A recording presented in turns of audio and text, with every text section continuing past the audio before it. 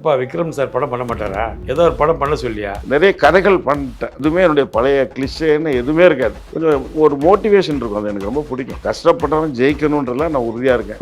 தோக்கறான் கடைசியில் தோத்தே போகிறான் அப்படின்னா அது அவார்டு வாங்குறதுக்கு ஓகே. அந்த மாதிரி படங்கள்லாம் எனக்கு உடன்பாடு. உங்கள் படத்தில் ஏதாவது ரிலீஸ் அப்படின்னு ஒரு ஐடியா உங்களுக்கு எதாவது இருக்கா? 95% ஆஃப் ஃபிலிம்ஸ் வந்து ஓடுறது இல்லை. ரொம்ப ஓப்பனாக சொல்கிறேன். மாஸ் ஆர்டிஸ்டினுடைய படம் மட்டும்தான் ரீ ரிலீஸில் பெரிய ஹிட். கில்லி ஒரு பெரிய ஹிட், படையப்பா ஒரு பெரிய ஹிட். ஒரு சில படங்கள் மட்டுமே பெரிய ஹிட் ஆனதுனால எல்லாரும் அப்படி பண்ணிட்டு இருக்காங்க. அது சரியா வரல. படம் வந்து ஜனநாயகன் பெரிய பிரச்சனை போயிட்டு இருக்கு. இந்த நேரத்தில் நீங்கள் ஒரு வீடியோ ரிலீஸ் பண்ணி அது எதற்காக அப்படி பண்ணீங்க? ஏதாவது அது ஒரு இன்டென்ஷன் இருக்கா? எந்த ஒரு மோட்டிவேஷனும் கிடையாது, எந்த ஒரு இன்டென்ஷனும் கிடையாது. சாங் என்னை தாராட்டம் வந்து கிட்டத்தட்ட ஒரு 80% டேமேஜ் ஆயிருந்தது. ஞாபகமாக வச்சுக்கலாம் அப்படின்னு சொல்லிட்டு வச்சிருந்தேன். அதை பையன் தான் சொன்னான், இல்லை நம்ம போஸ்ட் பண்ணோம்ப்பா அப்படின்னா. நான் சொன்னேன் வேணாம் கனிஷ்கா, இது ரொம்ப நெகட்டிவ் கமெண்ட்ஸ் வரும். அந்த காலத்தில் வந்து நம்ம பண்ணோம், இன்னைக்கெல்லாம் அது இப்போ யாரும் பார்க்க மாட்டாங்க, ரொம்ப கமெண்ட் அடிப்பாங்க. சூர்யாவுக்கும் விஜய்க்கும் கம்பாரிசன் வரும், அதுவும் நல்லது கிடையாது, வேண்டாம் அப்படின்னு பார்த்துட்டு தான் சோசியல் மீடியாலெல்லாம் வைரல் ஆகிட்டு இருக்கு இந்த பாட்டு. விண்டேஜ் விஜய்ன்னு சொல்லி எல்லாம் எனக்கு தேங்க் பண்ணுறாங்க. இந்த மாதிரிலாம் ஃபியூ கமெண்ட்ஸ் வந்து சூர்யாவுக்கும் விஜய்க்கும் ஒரு கம்பாரிசன் இருந்தது.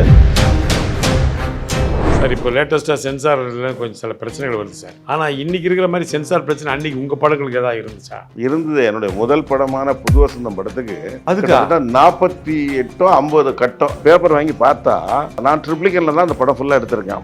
மொட்டை மாடிலேருந்து கீழே இறங்கி ரோட்டில் நடந்து வருவாங்க. அங்கே உள்ள சுவர்களில் வந்து ஓட் ஃபார் ராஜீவ் காந்தின்னு இருக்கு. இப்போ வந்து விபி சிங் கவர்மெண்ட் அப்போ சென்ட்ரலில். ஸோ நீங்கள் வந்து ராஜீவ் காந்திக்கு சப்போர்ட்டாக இந்த படம் எடுத்திருக்கீங்க. ஆமாம், அந்த மாதிரி நான் சொன்னேன். எந்த அரசியல் கட்சி கிடையாதுங்க. அப்படி எல்லா படத்துக்கும். அதுக்கப்புறம் பூவே உனக்கா, சூரியவம்சம் எல்லா படத்துக்குமே கட்டு கொடுத்தாங்க. பூவே உனக்கா 2 கிளைமாக்ஸ் சொல்றாங்க. ஒன்று ஹாப்பி எண்டு. சௌத்ரி சாருக்கு அதான் ரொம்ப பிடிச்சிருந்தது. எனக்கு என்னமோ அது பிடிக்கல. இதோட இன்னொரு கிளைமாக்ஸ் நான் எடுத்திருக்கேன். பார்த்தோன்னே அவருக்கு ஒரு மாதிரி கடுப்பாயிட்டார். இல்லை இது உங்களுக்கு பிடிச்சதுன்னா இது எடுத்துட்டு நீங்கள் வீட்டுக்கு போயிருங்க, நீங்கள் பார்த்துக்கிட்டே இருங்க இந்த கிளைமாக்ஸை. என் ஒய்ஃப் பார்த்தா அங்கே பெட்ரூமில் கண்ணெல்லாம் கலங்கி உட்காந்துட்டு இருக்காங்க. யார் சொன்னாலும் இந்த கிளைமாக்ஸ் நீங்கள் மாற்றாதீங்க, இதுதான் கிளைமாக்ஸ் அப்படின்றாங்க. சௌத்ரி சாருக்கு அதுக்குள்ள இருக்காது. அந்த ஃபீட்பேக் போயிடுச்சு. அப்புறம் என்ன விக்ரமன், நீங்கள் தான் ஜெயிச்சிட்டீங்க, ஜட்மெண்ட் தான் கரெக்டாக இருக்குது.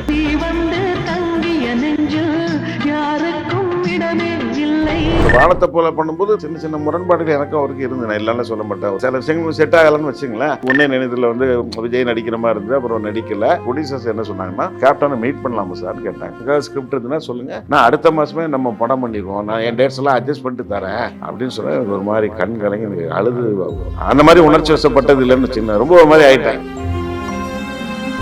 இப்போது புதிய அறிமுகம் ஆச்சி ஹோட்டல் சாம்பார் 50 கிராம் ரூபாய் 20 மட்டுமே. மலிவான நாட்டு சர்க்கரையில தான் மண் தூசி இருக்கும். இது குலாஸ் நாட்டு சர்க்கரை 100% சுத்தமானது. நிலையான தன்மையுடன் 75 ஆண்டுகளுக்கு மேலாக மக்கள் சேவையில் உங்கள் Sri Visalam chit fund limited. Retro show with Ramesh Kanna featuring director Vikraman.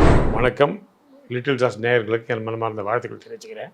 இன்றைக்கி நம்ம சந்திக்க போகிறது வந்து புது வசந்தம் டைரக்டர் திரு விக்ரம் சார் அவர்கள். சார் வணக்கம் சார். வணக்கம்.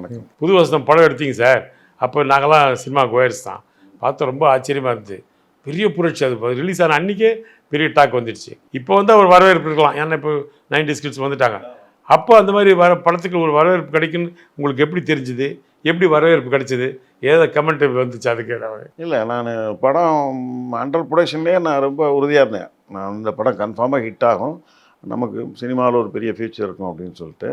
அதுக்காகவே நீங்கள் நம்ப மாட்டீங்க, அடுத்த படம் பண்ணணும்னு சொல்லி பல பேர் எனக்கு ஆஃபர் பண்ணாங்க. ப்ரொஜெக்ஷனில் படம் பார்த்துட்டு நான் எதையுமே அக்செப்ட் பண்ணிக்கல. படம் ரிலீஸ் ஆன பிறகு பார்த்துக்கலாம் அப்படின்ற மாதிரியே இருந்தேன். நான் எதிர்பார்த்த மாதிரியே தான் படத்துக்கு பாசிட்டிவ் ரிப்போர்ட் வந்தது. படம் ஓப்பனிங்கே பெரிய சென்சேஷன் ஆகிடுச்சு. அது சித்ரா சார் வந்து இப்பவும் சொல்லுவார், ஃபஸ்ட்டு ஷோ வந்து அவர் இதில் உதயம் தேட்டரில் பார்க்குறாரு. அப்போ உதயம் பெரிய தேட்டர், உதயம் மினி உதயம் ரெண்டும் சேர்ந்த பெரிய தேட்டரு. அதில் வந்து ஃபுல் ஹவுஸ்ஃபுல். அந்த படம் நான் ட்ரெய்லர் ரெடி பண்ணுறதுலேருந்தே அந்த படம் பெரிய இதாகிடுச்சு, படத்தை பற்றி டாக் ஆகிடுச்சு. அப்போ சின்ன படத்துக்கு யாருமே ட்ரெய்லரே பண்ண மாட்டாங்களே. நான் சின்ன படத்துக்கு முறையாக ஃபஸ்ட் டைம் வந்து ஒரு ட்ரெய்லர் பண்ணேன். அது வித்தியாசமாக பண்ணேன். அங்கேருந்தே இந்த படத்தை பார்க்கணுன்ற ஒரு ஆர்வம் வந்து ரசிகர்களுக்கு வந்தது. ஓப்பனிங்கே ரொம்ப சென்சேஷனாக இருந்தது படம் வந்து ஜனநாயகன் பெரிய பிரச்சனை போயிட்டு இருக்குது. ஆமாம். இந்த நேரத்தில் நீங்கள் ஒரு வீடியோ ரிலீஸ் பண்ணீங்க விஜயை பற்றி. அது ரொம்ப பெரிய பரவலாக பெரிய வைரல் ஆகிடுச்சு. ஏன்னா அந்த பாட்டை யாருமே பார்க்கல, இப்போ தானே பார்க்குறாங்க. அது எதற்காக அப்படி பண்ணீங்க? ஏதாவது அது ஒரு இன்டென்ஷன் இருக்கா? எந்த ஒரு மோட்டிவேஷனும் கிடையாது, எந்த ஒரு இன்டென்ஷனும் கிடையாது. அது வந்து சும்மா ஒரு எதாச்சும் அமைஞ்ச ஒரு விஷயம்னு வைங்களேன். நான் இப்போ அது ரீசெண்டாகவே நிறைய பேட்டிகள் என்கிட்ட கேட்டிருக்காங்க, அதுக்கு பதிலும் சொல்லிட்டேன். என்னென்னா இப்போ வீட்டில் வந்து ஒரு மாதத்துக்கு முன்னாடி மாடியில் வந்து ஒரு பழைய திங்ஸ் நிறைய இருந்தது, அதெல்லாம் டெஸ்ட்ராய் பண்ணிடலான்ட்டு நானும் என் பையனும் ஒவ்வொன்றா. இப்போ பழைய ஆடியோ கேசட் உங்களுக்கு தெரியும், சின்னதாக. ஆமாம் ஆமாம். இப்போ அது யூஸ்லேயே இருக்குதுல்ல, அந்த ஆடியோ பிளேயரும் கிடையாது. கிடையாது. ஸோ இதெல்லாம் எதுக்கு தேவையில்லாமட்டு எல்லாத்தையும் அள்ளி ஒரு சாக்கில் அள்ளி எல்லாத்தையும் போட்டுட்டு இருக்கும்போது சில வீடியோ கேசட்டுகள் கிடச்சிது. என் படம் எல்லாமே நான் வந்து வீடியோவில் தான் பண்ணி வச்சுருந்தேன். அப்புறம் எல்லாமே நான் கன்வெர்ட் பண்ணி வச்சுட்டான்னு வச்சுங்களேன், டிவிடிக்கு மாற்றினா எல்லாம் இருக்குப்போம். ஸோ சில வீடியோ கேசட்டுகள் அப்படியே இருந்தது. என்னென்னு பார்க்கும்போது ஒன்று என்னுடைய வெட்டிங் கேசட் இருந்தது, தென் என்னுடைய சிஸ்டருடைய வெட்டிங் கேசட் இருந்தது, அப்புறம் வந்து என் பையனுடைய ஃபஸ்ட்டு பர்த்டே இருந்தது.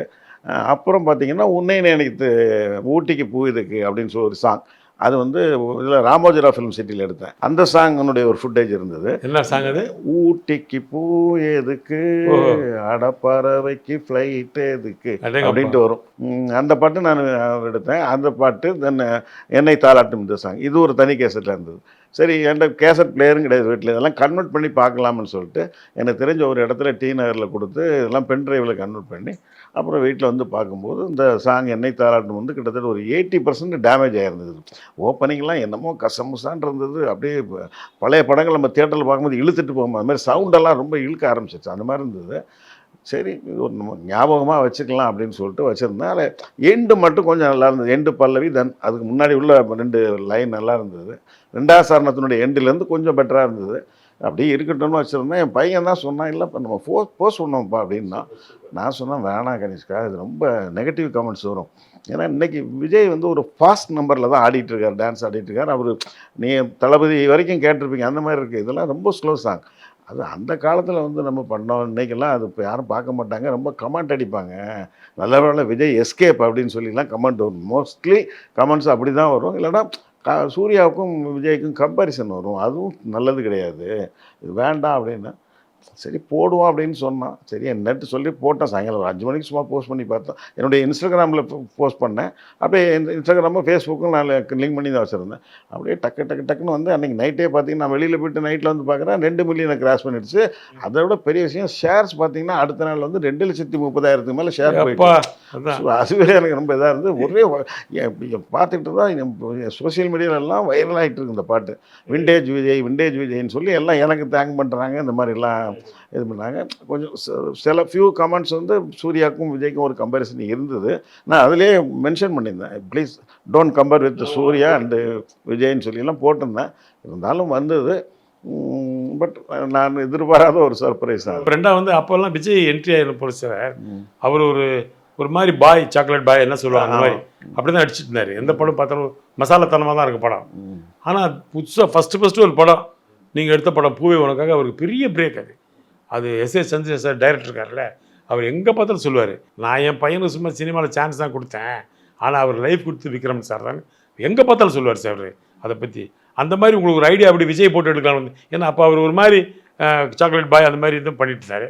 ஆனால் அவர் வச்சு ஒரு லவ் சப்ஜெக்ட் எடுக்கலான்னு உங்களுக்கு எப்படி ஐடியா வந்துட்டாரு? இல்லை, அந்த சப்ஜெக்ட் முதல்ல டிசைட் பண்ணிட்டோம். சௌத்ரி சார்கிட்ட சொல்லி அவர் ஓகே பண்ணிட்டாரு. இதுதான் என்னுடைய அடுத்த படம் டிசைட் பண்ணியாச்சு.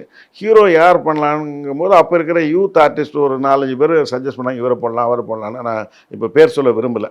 அப்போ அப்படி இருக்கும்போது நான் வந்து விஜய் நடித்த எந்த படமே அது வரைக்கும் நான் பார்க்கவே இல்லை. விஜய் அதுக்கு முன்னாடி வந்து 4 படமோ 5 படமோ நடிச்சிருக்காரு. நாளைய தீர்ப்பு, செந்தூர பாண்டி, தென் ரசிகன், தேவா, அவ்வளோதான். ஏன்னா அப்போ வந்து கோயம்புத்தூர் மாப்பிள்ளை, விஷ்ணு 2மே அண்டர் ப்ரொடக்ஷனில் இருக்குது. இந்த 4 படம் தான் வந்திருக்கு. நான் எதுவுமே பார்க்கல. அப்போது ஒரு நாள் வந்து டிவி, அப்போ தான் சேட்டலைட் டிவி வந்த புதுசு. டிவியில் பார்த்தீங்கன்னா அந்த ரசிகன் தேவாவில் ஒரு சாங்கு நான் பார்த்தேன். விஜயே பாடி டான்ஸ் ஆடிருப்பார். அப்போ எனக்கு ரொம்ப பிடிச்சிருந்தது. அந்த டான்ஸ் மூமெண்ட்லாம் கொஞ்சம் க்யூட்டாக பண்ணியிருந்தார். அவருடைய வாய்ஸ் வேறு ரொம்ப நல்லா இருந்தது. தமிழ் சினிமாவில் வெரி ஃபியூ ஆர்டிஸ்ட் ஆனால் அவங்களே பாடி நடித்தாங்க. தியாகராஜ பாவதர், அப்புறம் கமல் சார் பாடினார். அதுக்கப்புறம் எனக்கு தெரிஞ்ச விஜய் தான். விஜய்க்கு அப்புறம் இப்போ தனுஷ் பாடுறாரு, சிம்பு பாடுறாரு, அது வேறு. அதெல்லாம் பார்க்கும்போது எனக்கு ரொம்ப பிடிச்சிருந்தது. இவர் ரொம்ப கரெக்டாக இருப்பாரா அப்படின்னு தோணுச்சு. அதுக்கு முன்னாடி ஒரே ஒரு இன்சிடெண்ட் என்னென்னா, அதுக்கு ஒரு 6 மாதங்களுக்கு முன்போ என்னமோ டைரக்டர் சங்கருடைய மேரேஜ் வந்து விஜயா சேஸ்மாலில் நடந்தது. இப்போ அது இல்லை, ஃபோரம் மால் உங்களுக்கு தெரிஞ்சிருக்கும். விஜயா சேஸ்மால் வடபழனியில் இருந்தது. அங்கே வந்து நான் போயிருந்தேன் ஈவினிங் டிஸ்ட்ரிபியூஷன் போகும்போது. விஜயும் வந்திருந்தார். விஜய் மேடையில் இருந்தார். என்னை பார்த்து விஷ் பண்ணார்.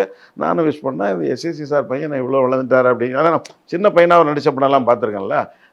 வந்துட்டேன். அவ்வளோதான். எனக்கு அவருக்கு அன்றைக்கி பேச்சுவார்த்தை எதுவும் கிடையாது. அதுக்கப்புறம் பார்த்தீங்கன்னா ஒரு 6 மாதம் கழித்து இந்த பாட்டு பார்க்குறேன். எனக்கு ரொம்ப பிடிச்சிருந்தது. ஸோ இவர் கரெக்டாக இருப்பாருன்னா அடுத்த நாள் சௌத்ரி சார்கிட்ட போய் சொல்கிறேன். அவர் கொஞ்சம் யோசிச்சார். சரி ஓகே. ஏன்னா அப்போ ரசிகன் தேவை 2 படமும் ஓடி இருக்கு. கமர்ஷியலாக அவர் வச்சு பண்ணாலும் பிஸ்னஸ் ஆயிருன்ற ஒரு கான்ஃபிடென்ட் அவருக்கும் இருந்தது. ஆனால் அவர் கேட்டார், நீ உங்கள் ஸ்டைல் வேறு அவருடைய ஸ்டைல் வேறையா, ரெண்டும் கரெக்டாக இருக்குமா, இது பேலன்ஸ்டாக இருக்குமான்னாரு. இந்த கதைக்கு அவர் சூட் ஆவாரான்னு கேட்டார். இல்லை சார் கண்டிப்பாக சூட் ஆவார் சார். அவர் நடித்த படம் நான் எதையும் பார்க்கல. இருந்தாலும் அந்த இது இந்த எக்ஸ்பிரஷன்லாம் தெரியுதுல்ல சார், இவரை வச்சு நிச்சயமாக நம்ம வேலை வாங்கிடலாம் சார் அப்படின்னு சொன்னேன். சரி ஓகேன்ட்டு என்னை வச்சுக்கிட்டே சௌத்ரி சார் அப்போ லேண்ட்லைன் தானே எஸ்ஐசி சாருக்கு ஃபோன் பண்ணார். எஸ்ஐசி சார் கண்டிப்பாக பண்ணுறேன் சார். நான் புது வசந்தம் படம்லாம் எத்தனை தடவை பார்த்துருக்கேன் சார், நான் பண்ணுறேன் சார் அப்படின்ட்டார். ஒரு 1/2 hour கழிச்சு எஸ்எஸ்சி சார் மறுபடியும் ஃபோன் பண்ணார்.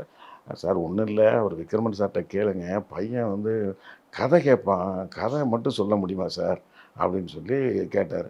எனக்கு கேட்குது காதில். நான் சொன்னேன் ஒன்றும் பிரச்சனை இல்லை சார், நான் கதை சொல்கிறேன், எங்கே கேட்கலாம், எங்கே மீட்டிங் வச்சுக்கலான்னு சொல்லி கேளுங்க அப்படின்னு சொன்னேன்.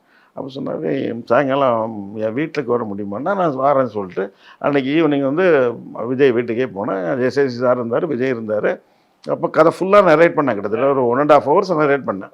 காமெடி சீனுக்கெல்லாம் விழுந்து சிரித்தாங்க 2 பேரும். அந்த மதன் பாபு காமெடி எஸ்பெஷலி வந்து வாழ்க தமிழ்கிட்ட வந்து அவரை இவங்க எப்படி கலாய்க்கிறாங்க அதெல்லாம் ஃபுல்லாக என்ஜாய் பண்ணாங்க. முடிஞ்ச உடனே அவர் ரொம்ப பிடிச்சிருக்கு சார்னாரு. அடுத்த நாள் சௌத்ரி சார்ட்டையும் சொன்னார், ரொம்ப பிடிச்சிருக்கு சார், இந்த படத்தை நாங்கள் மிஸ் பண்ணவே கூடாது, கன்ஃபார்மாக பண்ணுவோம், பையன் உறுதியாக சொல்லிட்டான் அப்படின்னார். பட் அப்போ என்ன ஒரு சின்ன சிக்கல் வந்ததுன்னா, நான் கதை சொல்லி ஓகே பண்ணியிருக்கிறது ஏப்ரலில்.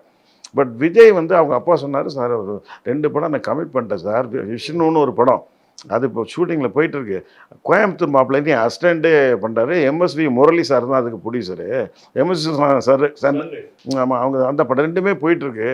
கொஞ்சம் டேட்ஸ் கொஞ்சம் செப்டம்பர் வரைக்கும் ஆகும், பரவாயில்லையா சார் அப்படின்னாரு. நான் பரவாயில்ல சார், நான் வெயிட் பண்ணுறேன்னு சொன்னேன். அப்போ வந்து நீங்கள் பாருங்கள், ஏப்ரல், மே, ஜூன், ஜூலை, ஆகஸ்ட் 5 மாதம் வெயிட் பண்ணணும். சரின்னு சொல்லிட்டு சரின்ட்டு நான் அதுக்கு முன்னாடி ஸ்கிரிப்ட் ஃபுல்லாக முடிச்சிட்டேன். டைலாக் எல்லாமே எழுதி முடிச்சிட்டதுனால 5 மாதம் ஐடியில் நம்ம சும்மா இருக்க முடியாதுல்ல. அதுக்காக என்ன பண்ணேன்னா, இன்னொரு படம் எனக்கு அவர் அந்த ப்ரொடியூசர் வந்துச்சு என்ன வச்சு தான் படம் பண்ணணுன்றதுல ரொம்ப உறுதியாக இருக்கார். அண்ட் ஆல்சோ பூவே உனக்கா கதையை தான் அவர் பண்ணணுன்ட்டு உறுதியாக இருந்தார். பாலாஜின்னு சொல்லி வேலூர் அப்சரா தேட்டர் ஓனர். அதுக்கு முன்னாடி இந்த பிரசாந்த் நடித்த ஆனழகன்ற ஒரு படம் எடுத்து முடிச்சிருக்கிறாரு.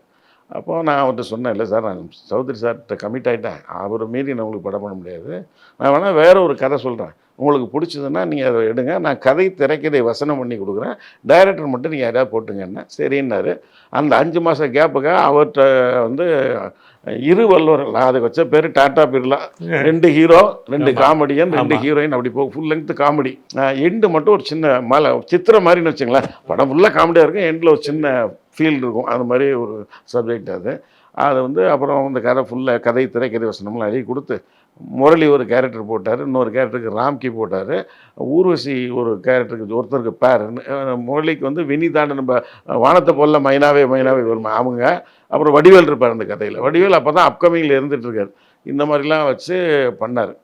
அப்போ என்னென்னா ஒரு டைரக்டராக அவர் அங்கே தான் ஒரு சின்ன பிரச்சனை வந்தது. அவர் டைரக்டராக வந்து மாநகர காவல் பண்ண தியாகராஜனை ஃபிக்ஸ் பண்ணார். நான் சொன்னேன், இல்லை சார் இது ஒரு காமெடி சப்ஜெக்ட், இதுக்கு ஒரு சென்ஸ் ஆஃப் ஹியூமர் உள்ள டைரக்டர் இருந்தால் தான் இது கரெக்டாக ஒர்க் அவுட் ஆகும் சார் அப்படின்னு சொல்லிட்டு நான் ராஜ்கபூர்லாம் சஜஸ்ட் பண்ணேன். அவர் கேட்கல. அப்புறம் அவர் ஏன்னா அவர் மாநகர காவல் அவர் தேட்டரில் போட்டு பெரிய ஹிட்டு, அதனால் அவர் அந்த டைரக்டர் நல்லா பண்ணுவார் சொல்லிட்டு பண்ணார். ஒரு 23 நாள் அவர் எடுத்தார், ஷூட் பண்ணார், சாங்கெல்லாம் எடுத்தார், சீன்ஸ்லாம் எடுத்தார். சரவணன் தான் அதுக்கும் கேமரா. நம்ம பூயவனுக்கா சூரியவம்சம் கேமரா சரவணன் தான் அது கேமரா. பிரியமான தொழிலாம் பண்ணார். அப்புறம் வந்து அவர் எடுத்து பார்த்துட்டு அவருக்கு அது ஒரு பெருசாக காமெடியெலாம் ஒர்க் அவுட் ஆகலை அவருக்கு. அப்புறம் அவர் வந்து என்னை கூப்பிட்டு எனக்கு படம் போட்டு காமிச்சிட்டு, சார் இந்த படத்தை நீங்கள் டைரக்ட் பண்ணால் நான் பண்ணுறேன், இல்லாட்டா எனக்கு வேணாம் சார் இந்த படம்.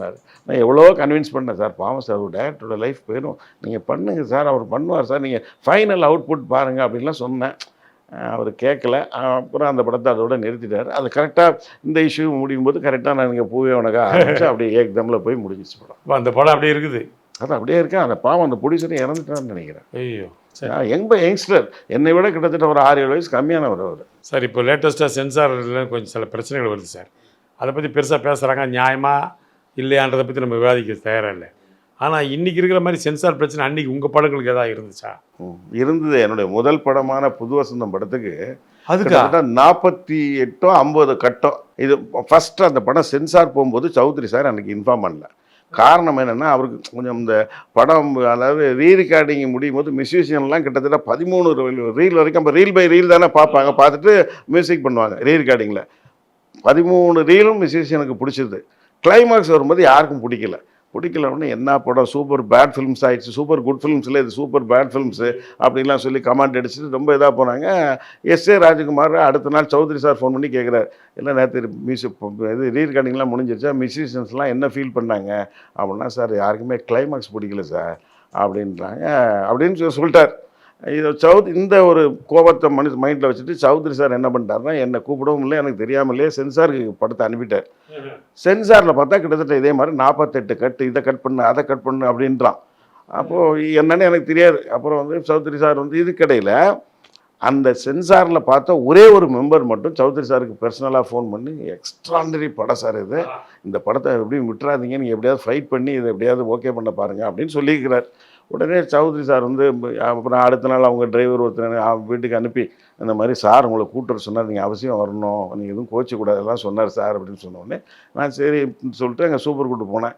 அப்போ இந்த மாதிரி சொன்னார், சென்சாரில் ரொம்ப கொதிட்டாங்க விற்கிறமான்னு, இப்போ அதெல்லாம் நம்ம பண்ண முடியாது, என்ன செய்யலாம் அப்படின்னாரு. நான் சொன்னேன், ரிவைசிங் கமிட்டி போயிருங்க சார், நான் ரிவைசிங் கமிட்டியில் நான் பேசி நான் சர்டிஃபிகேட் வாங்கி தந்துடுறேன் அப்படின்னா. ரிவைசிங் கமிட்டி போச்சு.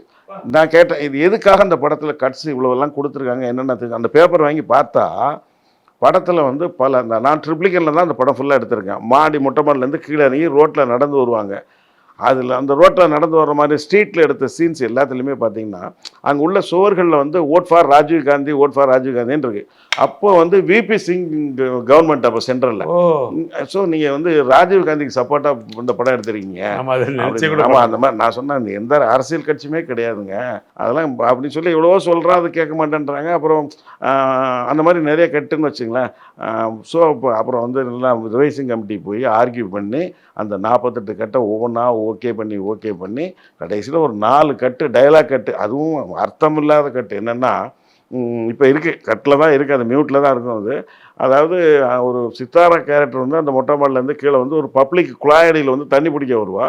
அப்போ கொஞ்சம் 5-6 பொம்பளைங்க தண்ணி பிடிச்சிட்டு இருப்பாங்க. அதில் இவ வீட்டுக்கு கீழே இருக்கிற டெனண்ட்டு விஜய் சந்திரிகாமா, அந்த ஒரு அம்மா, ஒரு பிராமின்னு வச்சுங்களேன். அந்த அம்மா மற்ற பொம்பளைங்கள்லாம் சித்தாரா பார்த்தோன்னே ஒரு மாதிரி பார்ப்பாங்க. அப்போ அந்த அம்மா இந்த முதல்ல இந்த மகாபாரதத்தில் பாஞ்சாலி மாதிரி பாஞ்சாலி 5 பேருக்கு ஒருத்தி பொண்டாட்டியாக இருந்தால், இங்கே ஒரு பொம்மநாட்டிலாம் 4 ஆம்பளைங்களை வச்சுட்டு இருக்கா அப்படின்ற மாதிரி ஒரு டைலாக்.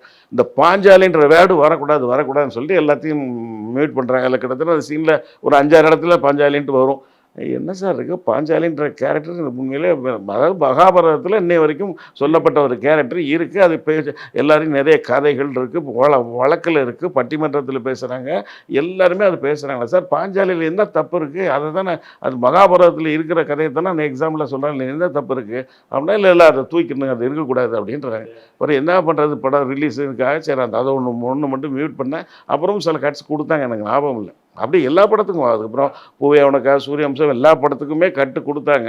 சூரியவம்சத்துலாம் ரொம்ப குதறினாங்க. அது ஃபார்ச்சுனேட்லி இப்போ என்ன ஆயிடுச்சுன்னா, ஆஃபீஸர் ஞான ராஜசேகரன் அவர் ஒரு ஃபில்ம் ஒரு இது உள்ளவர். அவர் ஒரு நாலேஜ் உள்ள பெர்சன் வச்சுங்களேன். ஸோ அவர் எல்லாம் இவங்க மெம்பர்ஸ் பேசி டிஸ்கஷன் முடிஞ்சோடனே என்னை கூப்பிட்டார். நான் உள்ளே போனால் இதெல்லாம் கட் பண்ண சொல்கிறாங்க, என்ன பண்ணலாம் சொல்லுங்கள் அப்படின்னாரு. சார் என்ன சார் உங்களுக்கு தெரியும், இதெல்லாம் கட் பண்ணால் படமே இல்லை அப்படிலாம் சொல்லி நான் ரொம்ப எக்ஸ்பிளைன் பண்ணோன்னு, அப்புறம் அவர் மறுபடியும் மெம்பர்ஸை என்னை வச்சுட்டே கூப்பிட்டு அவங்களை கன்வின்ஸ் பண்ணி, இல்லைங்க இதெல்லாம் கட் பண்ணிட்டா அந்த படமே இல்லை அப்படின்னு சொல்லி அப்புறம் கன்வின்ஸ் பண்ணி ஒரு கட்டோ 2 கட்டோ கொடுத்தாங்க. அப்படியே எல்லா படத்துக்கும் கட்டு கொடுக்க தான் செஞ்ச பிரச்சனை ஃபேஸ் பண்ணி தான் வந்துருக்கிறீங்க. அது ஆச்சரியமாக இருக்குல்ல, ஒரு ஆக்ஷன் படம் ஒரு மசாலா படத்துக்கு வரலாம், நல்ல படத்துக்கு கூட வருது பாருங்க. நல்ல அது எல்லா படமும் அந்த காலத்தில் பாலச்சந்தர் சார் எவ்வளோ படத்துக்கு அவர் சஃபர் ஆகிருப்பார். அவர் கொஞ்சம் இதுவாக போவார் சார், சில இடத்துல கொஞ்சம் அதிகமாக போவார், அது ஓகே. ஆனால் உங்களுக்கு ஒன்றுமே இல்லையே. அப்புறம் சூரியவம்சம் அப்போ தான் நாட்டாமை இப்படி பெரிய ஹிட் அடிச்சிட்டு இருக்குது. ஆக்சுவலாக நாங்கள் நினச்சதான்னு வச்சுங்களேன், சரத்குமார் வச்சு எழுதுகிறாரு. நான் சொன்னேன் நாட்டாமை எவ்வளோ பெரிய ஹிட்டு, இவர் எடுக்கிறது பூரா லவ் சப்ஜெக்ட்டு, இவருக்கு இது சரத்குமார். நாங்கள் பேசுகிறது சார், இதெல்லாம் அசிஸ்டன்ட்ஸ்லாம் பேசுகிறது. சரத்குமார் வச்சு எப்படி பெரிய ஹிட் அடிப்பார் அப்படின்னு சொன்னா. ஆனால் அது ரெக்கார்ட் பிரேக் ஹிட் ஆகிடுச்சு படம். வண்டி வச்சு கட்டிட்டு வந்து இவங்கெல்லாம் பார்த்தாங்கன்னு சொன்னாங்க அந்த படம். அப்போ உங்களுக்கு எப்படி ஒரு நம்பிக்கை இருந்தது சரத்குமார் வச்சு ரொம்ப மிகப்பெரிய நம்பிக்கை இருந்தது. அதாவது அந்த கதை முதல்ல ஒரு கதை அண்ணன் தம்பி கதை அதான் பண்ணுற மாதிரி இருந்தது.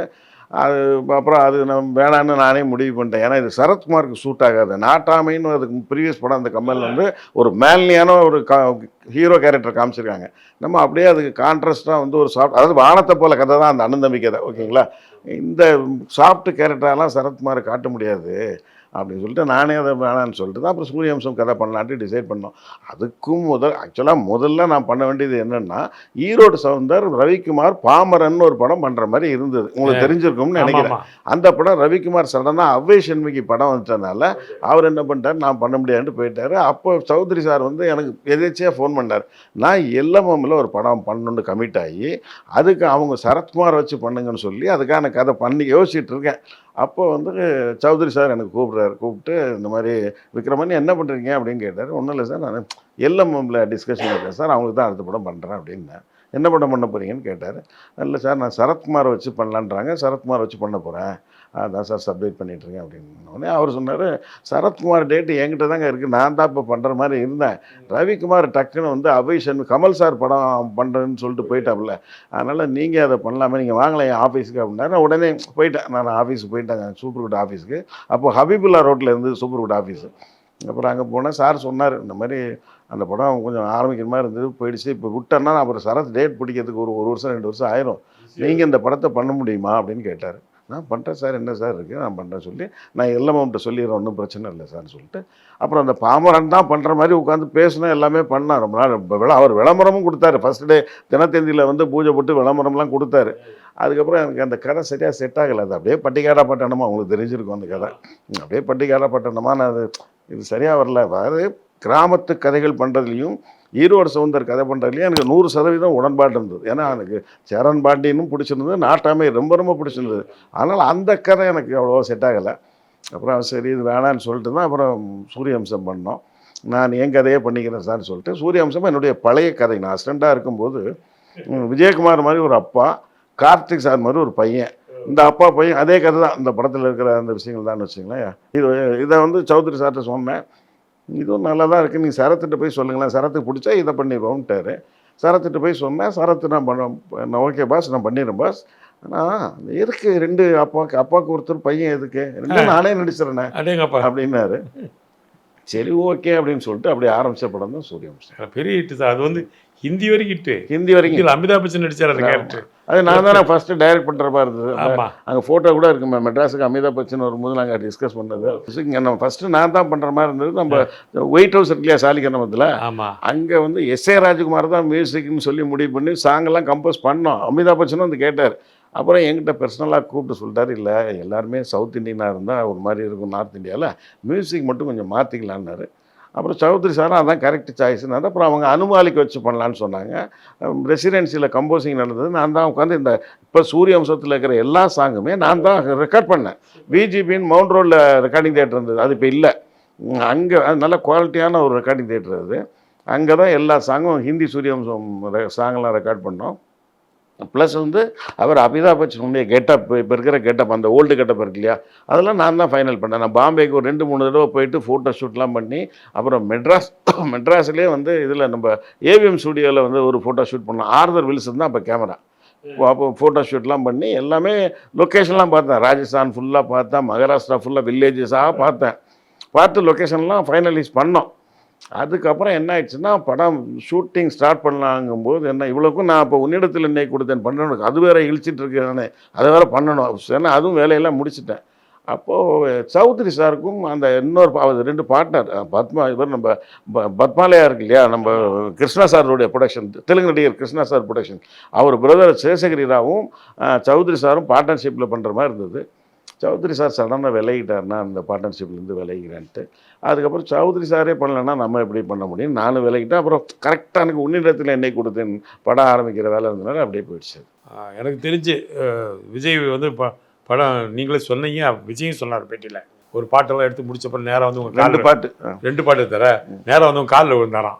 காலில் வந்து என்னை மன்னிச்சிருங்க சார், நான் வேறு மாதிரி படம் பண்ண போகிறேன், என்னை விட்டுங்கன்னு கேட்டாருனால சரி நீங்கள் விட்டுக்கோ, சரி ஓகே உங்களுக்கு டிசைட் பண்ணி. ஏன்னா அது அந்த ஸ்டைல் ஃபிலிமு. அப்போ அதே ஸ்டைல் ஃபிலிம் தான் உன்னை நினைத்து. அதில் வந்து சூர்யாவுக்கு சான்ஸ் கொடுக்கும். ஏன்னா அதுலேயும் சூர்யாவுக்கு பெருசாக படமே இல்லை.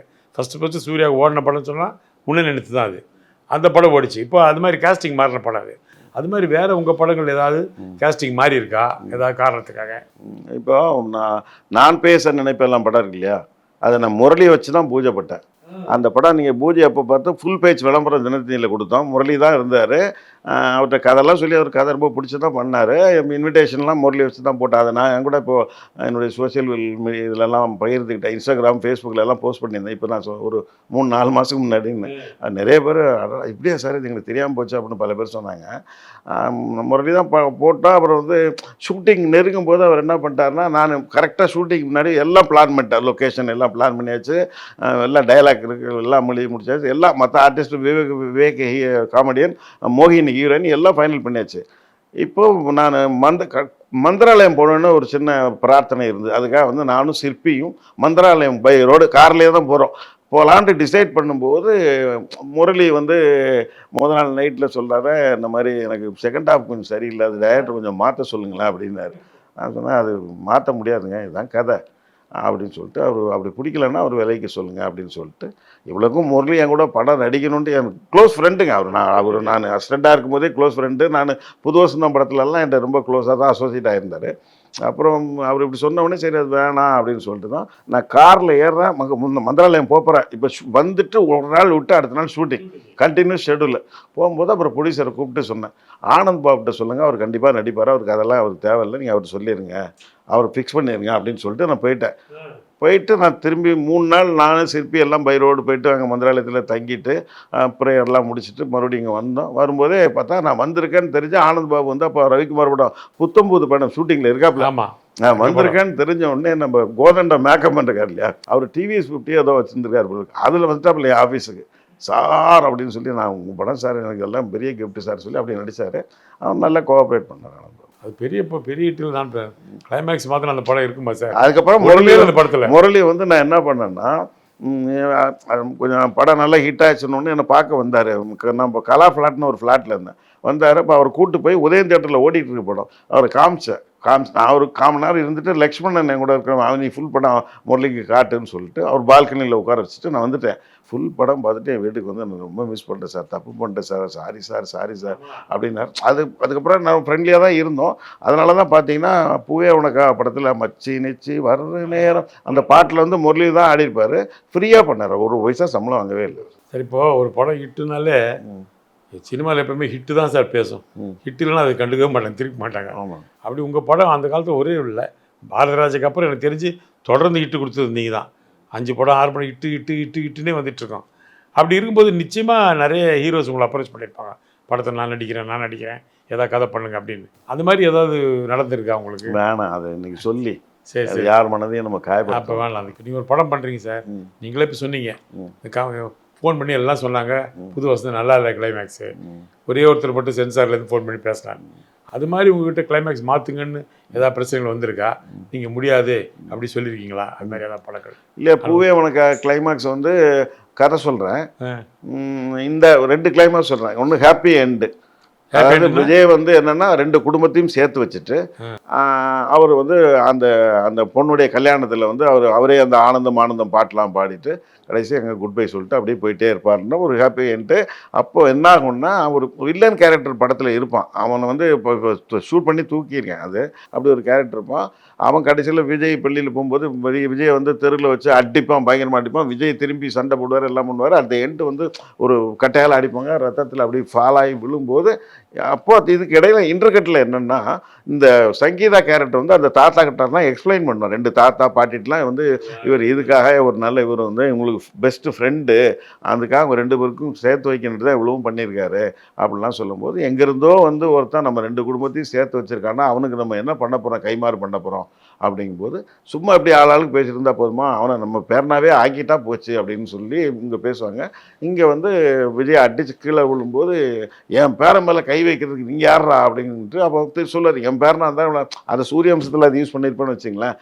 திருப்பி என் பேரனா இருந்தால் யார்ட்டையும் அடி வாங்கிட்டு வந்து நிற்க மாட்டாங்க போது விஜய் திருப்பி பஸ்டாகி அடித்து அப்புறம் அப்படியே அதில் கட் பண்ணி முடிச்சா அந்த மொத்த குடும்பமும் கல்யாண மண்டபத்தில் ஆனந்தம் ஆனந்தம் பாடும்னு ஹாப்பி வெர்ஷன் அதுவும் ஒன்று ரெக்கார்ட் பண்ணேன். அது ஃபுல்லாக ஷூட் பண்ணேன்னு வச்சுங்களேன். அப்படி ஒன்று இருந்தது.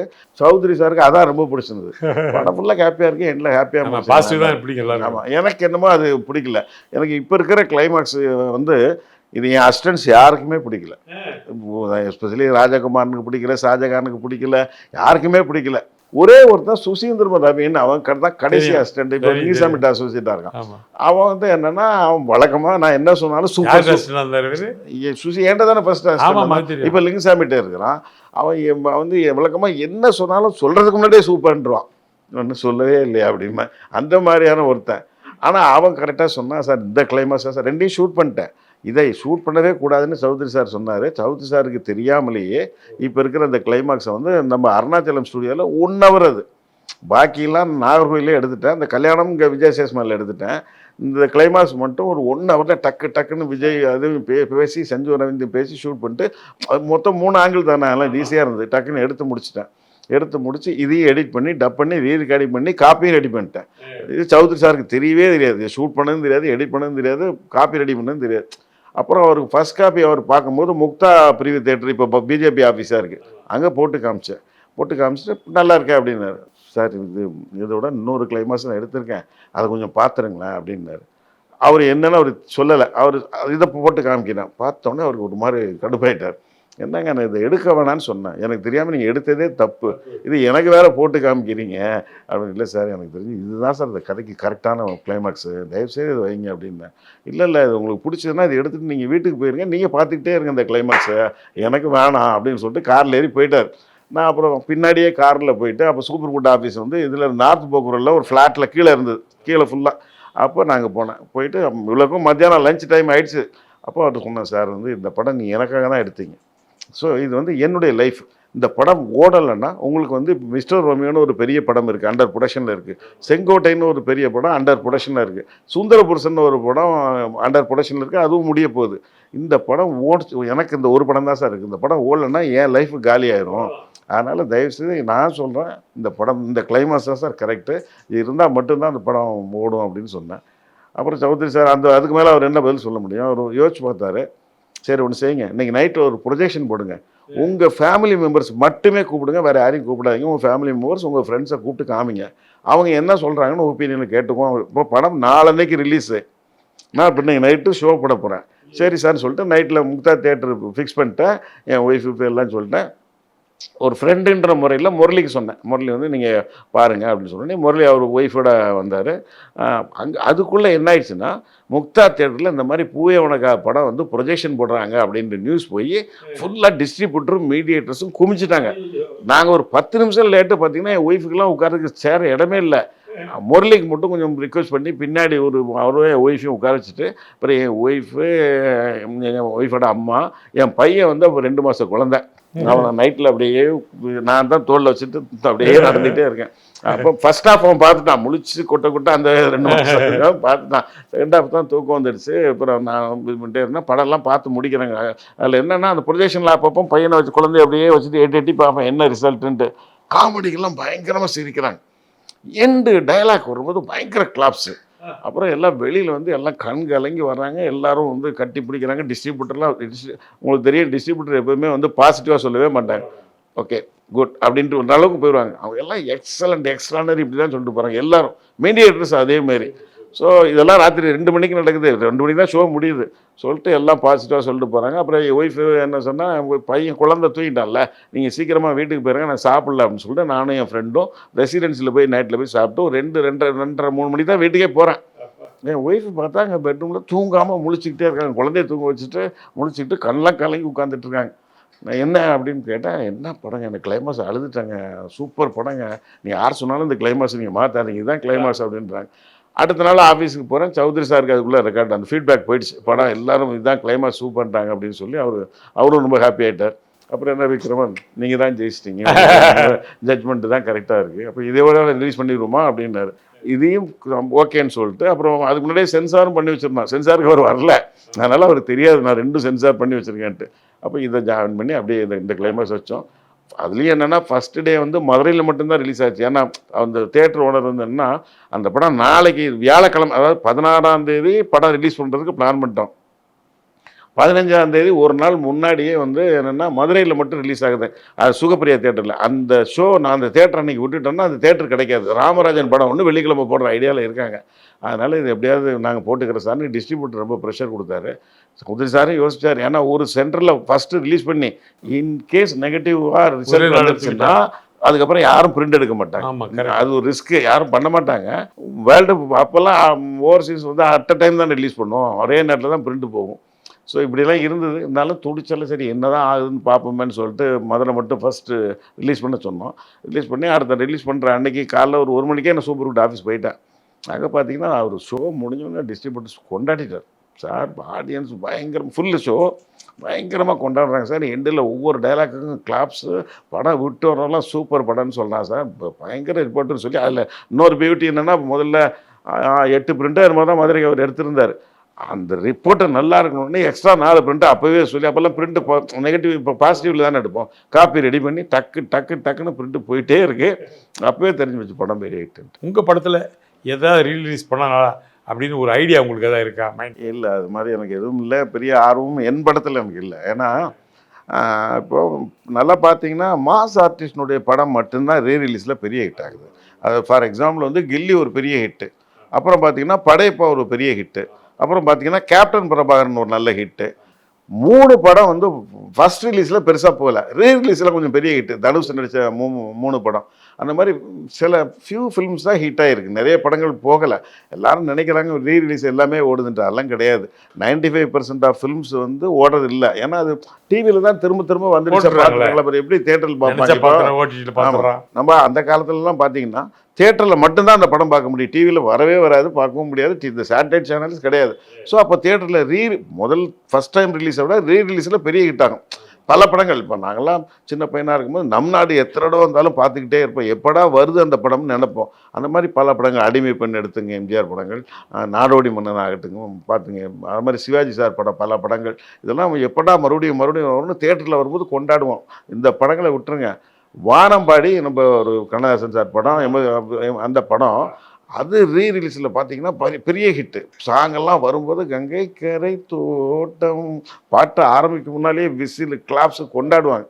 ஸோ அந்த மாதிரி படங்கள் பல படங்கள் ஹிட் ஆகிட்டு வந்து இப்போ டிவிலே எல்லா படமும் வந்துடுறதுனால ரீரிலீஸுக்கு பெரிய ரெஸ்பான்ஸ் இல்லை. ஒரு சில படங்கள் மட்டுமே பெரிய ஹிட் ஆனதுனால எல்லாரும் அப்படி பண்ணிகிட்டு இருக்காங்க. அது சரியாக வரல, கரெக்டாக வரல. ஏன்னா நீங்கள் சொல்கிற மாதிரி சேட்டலைட்டில் கொடுக்காதீங்க, மாஸ் ஹீரோ இருக்கணும். ஆமாம், சேட்டலைட்டில் ஒன்றும் இல்லை, நீங்கள் சேட்டலைட்டில் கொடுக்காதீங்க, எல்லா படங்களும் அப்போ தேட்டருக்கு வந்து பார்ப்பாங்க. அப்பவும் நீங்கள் சொல்கிற மாதிரி மாஸ் ஆர்டிஸ்ட் படங்கள் மட்டும்தான். இப்போ இருக்கிற ஜென்ரேஷனுக்கு அந்த நடிகர் கொஞ்சம் அவுடேட்டட் ஆகிட்டான்னு வச்சுங்களேன், அவர் படத்துக்கு பெருசாக வர மாட்டாங்க. சார் இப்போ லேட்டஸ்ட்டாக படங்கள் வந்து சார் இப்போ கதை கிடையாது, எதுவுமே கிடையாது. ஒன்று ட்ரக் விற்கணும், இல்லை புதுசாக துப்பாக்கி வாங்கணும், அப்படி ஆச்சு கதை. இப்போது எல்லாம் ஒரே ஆக்ஷன் ஆகிடுச்சு. எங்கே போனால் அந்த கேள்வி கேட்க சார், சிரிக்க முடியல, ஒரு ஃபீல் பண்ண முடியல. விக்ரம் சார் படம் பண்ண சொல்லுங்கள், இல்லை ரவிக்குமார் சார் மசாலா பண்ணாலும் அதில் ஒரு சென்டிமெண்ட் வச்சுருப்பார், அவர் ஒரு ஃபீல் வச்சுருப்பார் அவர். அது மாதிரி படங்களை வர்றதில் ஃபீல் பண்ணுறாங்க. அப்போ இப்போ வர்ற படங்கள் நீங்கள் எதாவது பார்க்கறது உண்டா?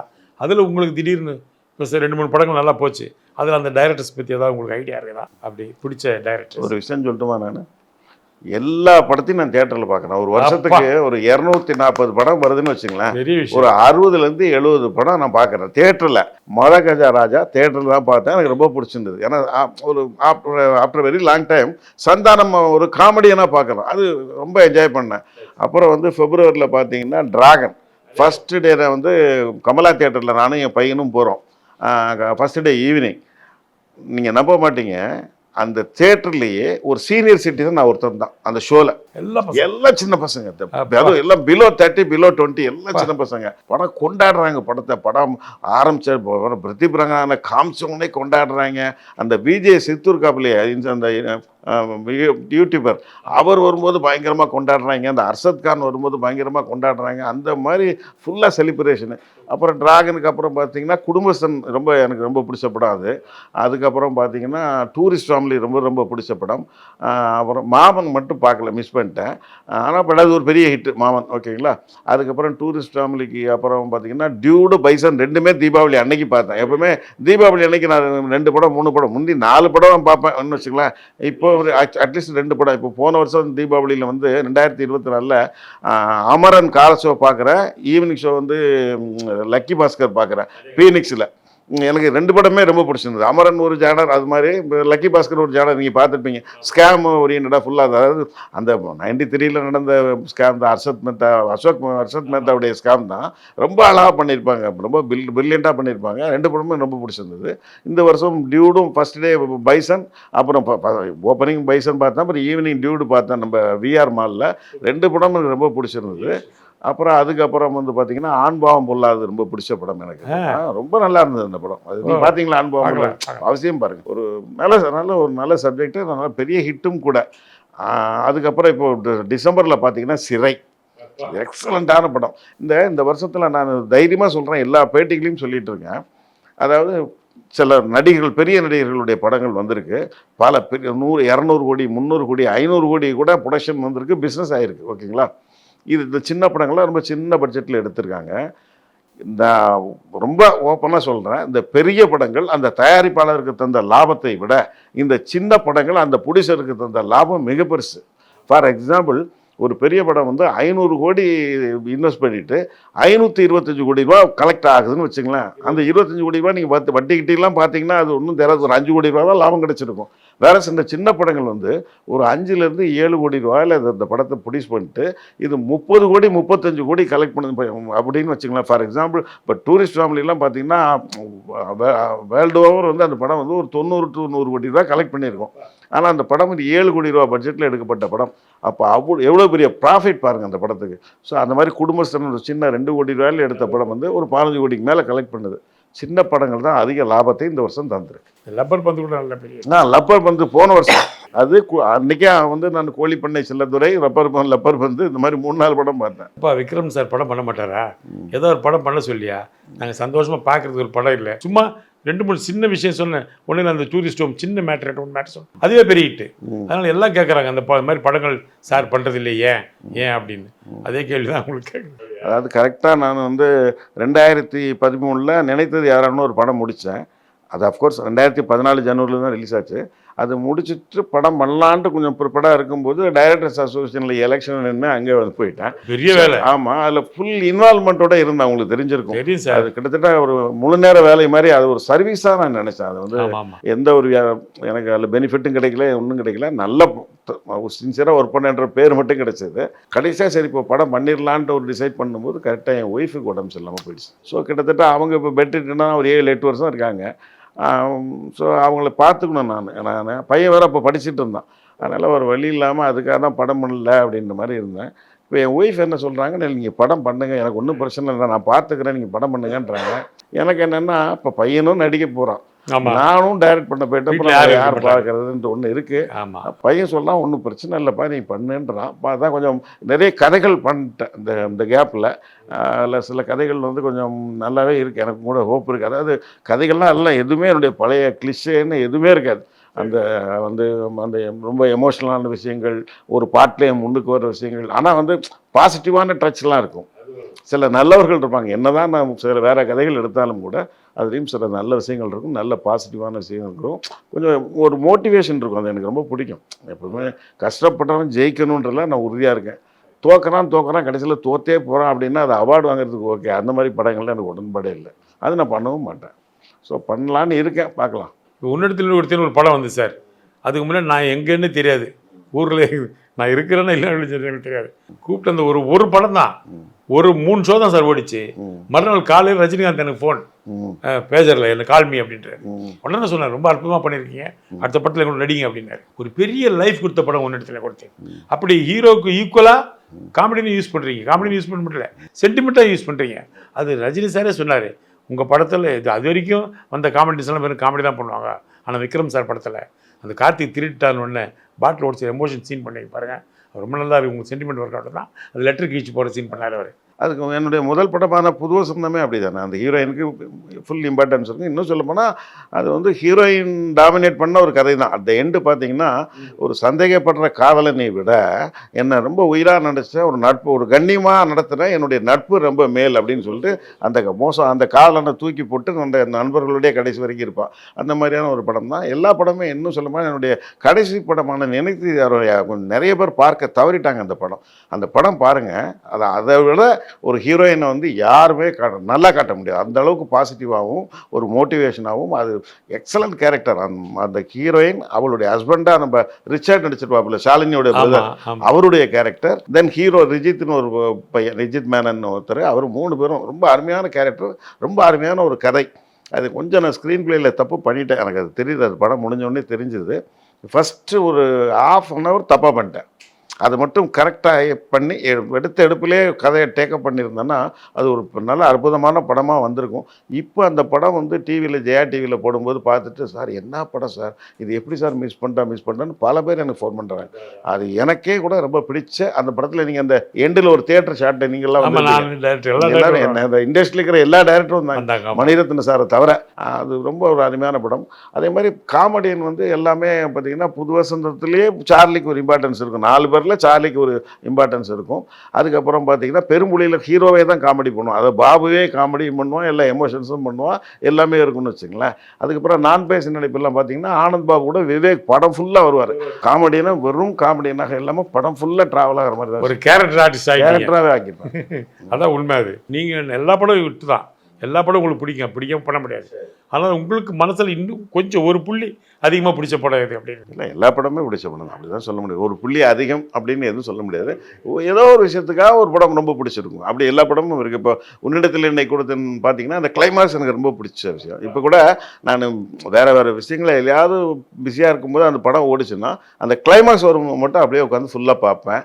அது மாதிரி இப்போ வானத்தப்பல் அந்த மாதிரி சில சீன்கள், பூவே உனக்கால் அதே மாதிரி கிளைமாக்ஸ் வரும்போது, அது மாதிரி எல்லா படத்துலையும் ஏதோ ஒரு விஷயம் நம்மளை கனெக்ட் பண்ணணும். இந்த உன்னிடத்தில் கிளைமேக்ஸ் மட்டும் இப்போ கூட யூடியூப்ல தனியாக கிளைமேக்ஸ் வச்சிருக்கிறான். ஆமாம், யூனிட் கிளைமேக்ஸ் மட்டும் அது பாட்டு போயிட்டே இருக்குது, நிறைய பேர் பார்க்குறாங்க. அது மாதிரி அந்த கிளைமேக்ஸ் ரொம்ப ஒரு அற்புதமான கிளைமேக்ஸ். அதனால தானே அந்த படம் தெலுங்குல ராஜா சில்வர் ஜூப்ளி படம் தமிழை விட தெலுங்கு ரெக்கார்ட் பிரேக். வெங்கடேஷ் பாபு நடிச்சு, கன்னடத்தில் கனசுதாரான்னு வந்தது, அதுவும் பெரிய. ரவிச்சந்திரன் நடிச்சு பெரிய ஹிட்டு, அவன் ஹிந்தியில் பெரிய ஹிட்டு, இப்படி எல்லா லாங்குவேஜும், பெங்காலியில் பெரிய ஹிட்டு.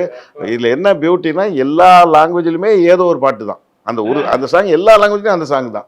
ஹிந்தியில் எங்ககிட்ட ரைட்ஸ் வாங்காமலேயே மன்ற ஒரு படம், ஒரு அமீர் கான் நடித்த படம், அந்த படத்தில் ஒரு பாடுவார். எங்கள் எஸ்.ஏ. ராஜ்குமார்ட்ட ரைட்ஸ் வாங்கவும் இல்லை, சூப்பர் குட்டுக்கும் ரைட்ஸ் வாங்கலை. அது வந்து அங்கே பண்ணாங்க அந்த படம். அது மாதிரி ரஜினி சார் வந்து வள்ளுவர் கோட்டத்தில் வேற ஒரு ஃபங்க்ஷன், கலைமாமணி விருதுல இந்த சீனை சொன்னார். உங்கள் சீனை வந்து சொல்லிட்டு, இது வந்து விக்ரம் சாரை பாராட்டணும், அதோட கார்த்திகை பாராட்டணும், ஏன்னா நானாக கூட சம்மதிக்க மாட்டேன் சீன் அப்படி சொன்னார் உங்களை பற்றி. அந்த கிளைமேக்ஸ் வந்து அந்த காமெடி மற்ற படத்துலாம் ஹீரோஸ் தான் சொல்கிறாரு. எல்லா லாங்குவேஜுமே இவர் பண்ண காமெடி. அது என்னன்னா, அங்கே தான் என் கார்டே போட்டிருப்பேன். அதை நோட்டீஸ் பண்ணணும். இவர் ஒரு ஆளை கொஞ்சம் ஹேண்ட்ஸமாக இருப்பார். அப்போ இவர் காமெடியெல்லாம் ஒத்துக்கணுமே. ஏன்னா நம்ம காமெடியனுக்குன்னு நம்ம ஒரு ஆரம்பத்துலேருந்தே ஒரு கிராஃப் வச்சுருக்கோம், இப்படி தான் இருக்கணும் இப்படின்னு ஒரு டிசைன் பண்ணி வச்சுருக்கோம். அந்த காலத்தில் தங்கவேலு பாருங்கள், அப்புறம் சந்திரபாபு பாருங்கள், அப்புறம் நாகேஷ் சார் பாருங்கள், எல்லாருமே சுருளிராஜன், தேங்காய் சீனிவாசன், இப்படி எல்லாருமே இப்படி தான் இருப்பாங்க.